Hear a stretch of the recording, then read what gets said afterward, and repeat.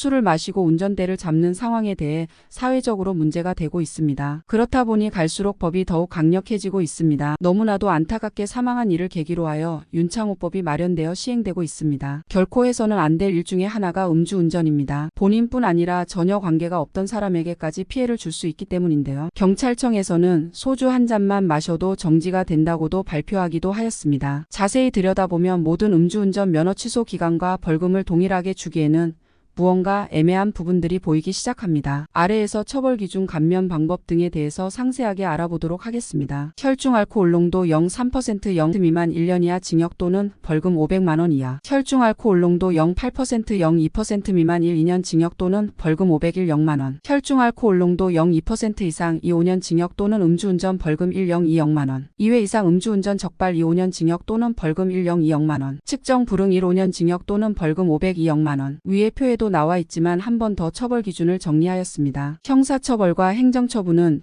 별개로 나오는 것으로 둘 다 처분을 받게 되는 것입니다. 정지처분 기준은 혈중 알코올 농도 0.308%, 취소처분 기준은 혈중 알코올 농도 0 이상입니다. 윤창호법이 시행되기 전에는 혈중 알코올 농도가 정지처분일 경우 3번이 적발되어야 면허가 취소되었는데 지금은 정지 수치라 하더라도 2번을 걸리게 되면 취소가 됩니다. 음주운전 면허 취소 기간의 경우 상황에 따라 다르게 나옵니다. 이 기간이 지나야 면허증을 재취득할 수 있는데요. 예전의 경우 2번 단속이 되어도 1년만 지나면 다시 취득이 가능했지만 지금은 2년을 기다려야 합니다. 사고를 낸 경우에도 2년이 지나야 합니다. 단속 1회의 경우 1년, 단속 2회 이상 2년, 교통사고 1회 2년, 교통사고 2회 3년. 간단하게 정리하자면 위와 같습니다. 처벌 기준에 대해서 알게 되면서 경각심을 가졌을 거라 생각합니다. 지금부터는 감면 방법에 대해서 알려드릴 텐데요. 현재 보여지는 이미지들을 기본적으로 참고하시면서 내용을 보시면 됩니다. 최소한의 법이라는 이야기가 있듯이 워낙 다양한 사례가 있기에 모든 상황의 법을 일률적으로만 적용시키기에는 억울한 사람들이 나올 수 있기에 별도의 제도를 마련해 두었습니다. 예를 들어 대리기사를 불러서 집 앞까지 갔는데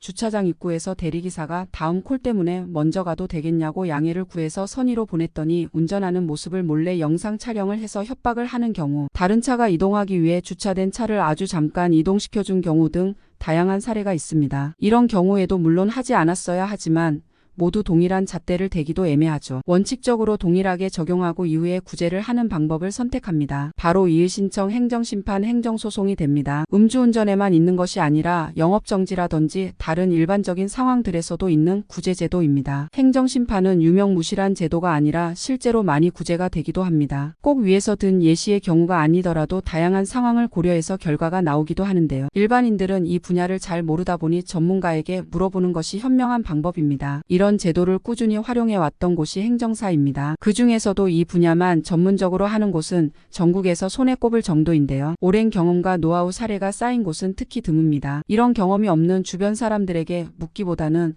수천 건의 구제 사례를 가지고 있는 전문가에게 가능성이 있는지를 확인해 보시는 게 더 빠릅니다. 1차적으로 어느 정도의 가능성이 있는지는 별도의 비용 없이 알려드리고 있으니 궁금하신 분은 참고하시면 됩니다.